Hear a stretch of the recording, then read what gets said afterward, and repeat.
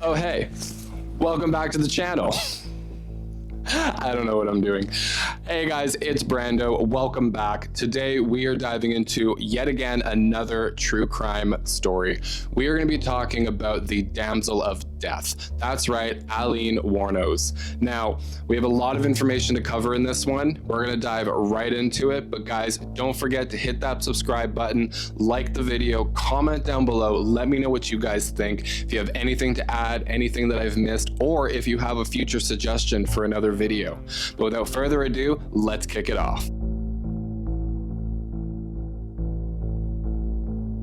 Okay, we're gonna get comfy in the chair here. All right, so Aileen Wuornos is one of the most infamous female serial killers in American history. I say that every time I feel like on these videos, but every single killer that I end up covering just blows my mind. So anyways, she's been known for murdering 7 men between 1989 and 1990. So her early life and the brutal nature of her crimes have made her a figure of both fascination as well as controversy in true crime lore. Aileen Carol Wuornos was born February 29th in 1959 in Rochester, Michigan, into a troubled and dysfunctional family.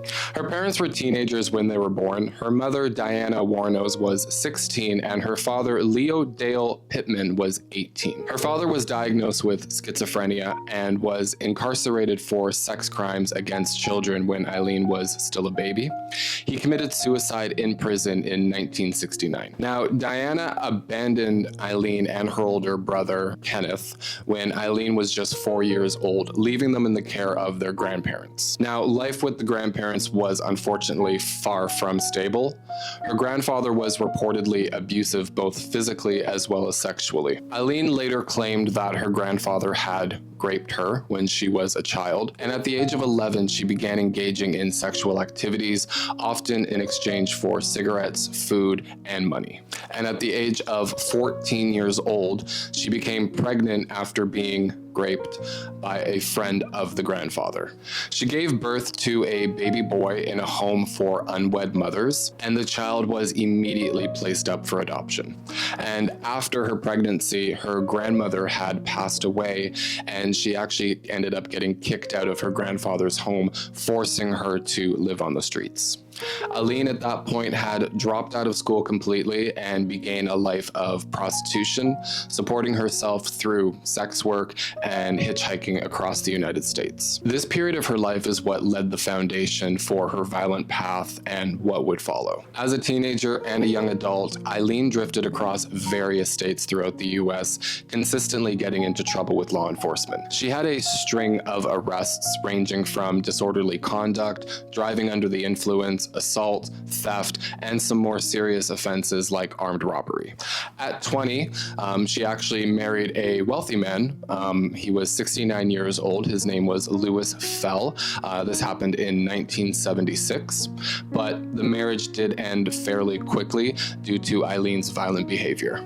She actually was arrested for assaulting Fell with his cane, and their marriage was annulled just weeks after it began. From there, she continued a life of crime, often supporting herself through sex work and petty theft. By the late 1980s, Aileen was living in Florida, working as a prostitute and frequenting bars along the highways. And in 1986, Aileen met Tyra Moore, who was a hotel maid at a bar in Daytona Beach. The two quickly became romantically involved with each other, and their relationship was the closest and most meaningful relationship that Aileen had in her life. Now, the two women did end up living together, but they were often relying on Aileen's prostitution earnings for survival. Now, it's important to note that Tyra never had anything to do with the murders.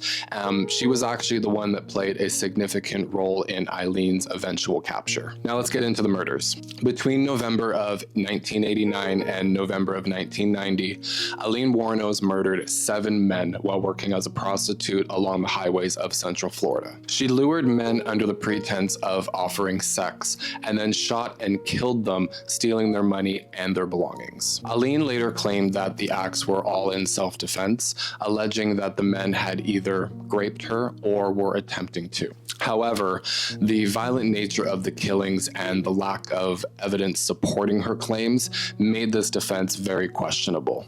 And we're going to go into the details of each of those murders now. Our first victim's name is Richard Mallory, and he died November 30th of 1989. 51-year-old electronics store owner from Clearwater, Florida, Mallory was Wuornos' first known victim. She claimed that Mallory raped her, and she killed him in self-defense. He was shot multiple times, and his body was found in a remote wooded area. Now, one thing I found interesting, especially about this individual, is Mallory had a history of sexual assault, which somewhat supported her claim, but for some reason, the defense did not accept this in court. I tried to do some research on that. I wasn't able to figure out too much more about that, but I definitely found that was interesting. The next victim is David Spears. He was murdered on May 19th of 1990. David Spears, a 43-year-old construction worker, was found naked along a highway in Citrus County, Florida. He had been shot 6 times with a .22 caliber weapon. The third victim is Charles Cars Gadden, and I'm sorry if I'm pronouncing that wrong. He died May 31st, 1990. He was a 40-year-old part-time rodeo worker, and Charles was shot 9 times. The fourth victim, Peter Sims, died June 7th of 1990. Peter was a 65-year-old retired merchant seaman, disappeared on his way home from Florida to New Jersey. His car was later found in Orange Springs, Florida, with Aileen's palm print on the door handle. His body was never recovered, making this case particularly difficult to prosecute. The fifth victim on the list is Troy Burris. He died July 31st, 1990. Troy, a 50-year-old sausage salesman, was reported missing on July 31st of 1990. His body was found 4 days later along a highway in Marion County, Florida. He had been shot twice.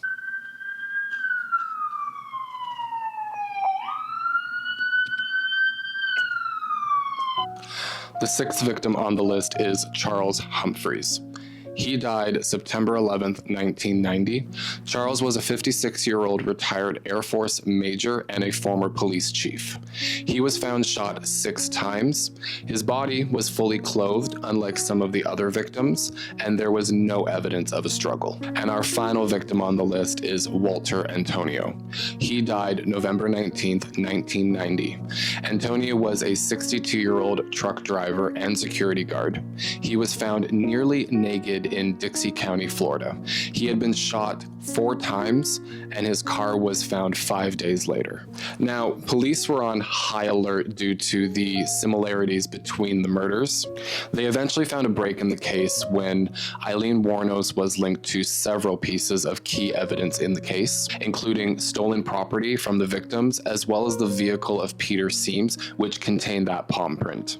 On top of that, witnesses had come forward who had seen her with the victims before their deaths, which helped authorities piece together a timeline. However, the biggest break in the case came when Tyra Moore agreed to cooperate with law enforcement. After police convinced her to aid in the investigation, Moore made several recorded phone calls to Aileen, pleading for her to confess. Aileen did just that, admitting to the murders during these phone calls, although she always maintained that they were always in self-defense.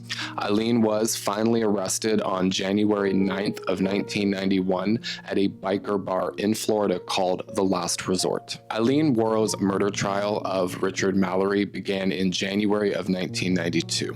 The prosecution had painted her as a cold-blooded killer, motivated by greed rather than the fear for her safety. They used the patterns of her killings, the theft of the victim's belongings, as well as the multiple gunshot wounds to argue that she had not acted in self-defense.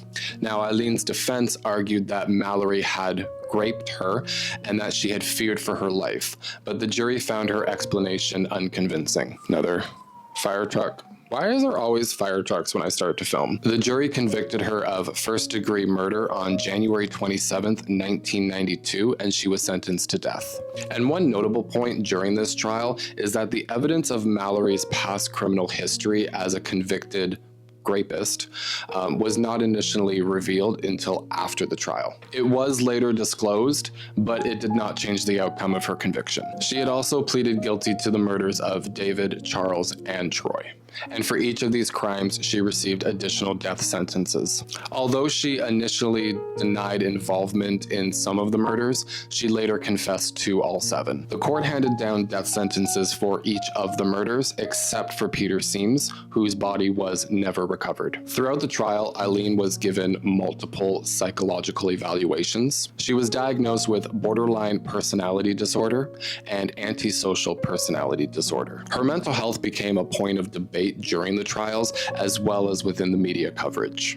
Her behavior became increasingly erratic as her trial progressed. At one point, Aileen fired her lawyers and claimed that her execution was part of a conspiracy. She also made multiple contradictory statements about the murders, sometimes claiming it was in self-defense, while other times expressing regret for her actions. And despite the psychological evaluations, Aileen insisted on waiving her rights to further appeals, stating that she wanted to die. She felt that society had abandoned her and that she was being tortured by prison staff. She frequently claimed that she was being mistreated and that her food was being tampered with. After spending nearly a decade on death row, Aileen Wuornos was executed by lethal injection on October 9th, 2002 at Florida State Prison. She was the 10th woman to be executed in the United States since the death penalty was reinstated in 1976. She was 46 years old, and in her final days, Aileen remained adamant that she had acted in self-defense, but also expressed desire to end her life due to the harsh conditions of death row. And another thing I found out is for her final meal, all she wanted was a coffee. Her last words were also very bizarre and cryptic. "I'd just like to say I'm sailing with the Rock, and I'll be back like Independence Day with Jesus. June 6th. Like the movie, big mothership and all. I'll be back." Aileen Wuornos remains one of the most well-known female serial killers in history, largely due to her gender and the brutality of her crimes, and the complexity surrounding her mental health and traumatic upbringing. Her life and crime have been subject to numerous books, documentaries, movies. This case raises an ongoing discussion about the role of mental health, trauma, and the criminal justice system. She continues to be a part of fascination in the world of true crime. Well, there you guys have it. That is the story of Aileen Wuornos. I hope you learned something. I remember actually watching the movie Monster with my brother when I was, 7 or 8. Fascinating story. I dived into a lot of research with this one, watched a couple of different documentaries as well to kind of put this together. And it's just fascinating because she is guilty because she did commit the murders, but this one's in particular because of the whole mental health, the different disorders that she was eventually found to have had. And it's a really sad story, especially when you look at her upbringing and everything. Again, I'm not justifying the murders. That should never have happened. And she definitely should have gone to prison for that. But it's really sad when you look at somebody's life like this and what it ultimately led to, and ultimately led to her death. It is really sad, If you're having trouble, I feel like this is a good place to put this. If you're having trouble, talk to somebody. There are so many different things out there that you can do. BetterHelp's a really great one. Talk to a friend, a family member you trust, anybody. It's just, if you're having struggles, talk about them, because as we've seen time and time again with these types of cases, it's never good to fester and hold on to these things, because they can morph and grow into something that you just lose complete control over. Anyways, guys, I hope you enjoyed this video. Sound off down below. Let me know what you guys thought. If you have any comments, questions, anything that I might have missed, anything that you guys want to add as well. I hope the audio was really good. We're testing out a new mic. I'm about to find out now when we start editing. And also, happy Thanksgiving. It's the long weekend here in Canada, so we're celebrating. And anyways, guys, it's been a pleasure, and I will see you guys on the next one. Bye.